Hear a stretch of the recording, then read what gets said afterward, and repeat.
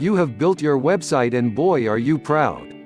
Surely you have done the hard part and now it is just a matter of sitting back and waiting for all the eager customers to come calling.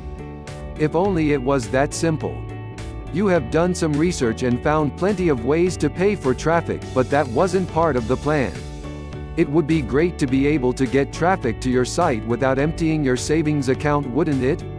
So, you try one or two free methods of getting traffic to your site but find that either they don't work well enough or you weren't exactly sure how to use them. Wouldn't it be great to have a system which allowed you to access numerous traffic-getting methods, and to be able to keep track of all your traffic so you can see at a glance what is working and what is not? Such a system has been designed by Dave Whitworth and John Thornhill and it is called the 30-day traffic flow. It is a system that uses a computer program that anyone can use with free resources. A system that when followed will give you a steady flow of traffic that will turn into a flood. If you are sick of all those programs promising thousands of visitors to your site and you are not afraid of a little work, then why not check out the 30-day traffic flow?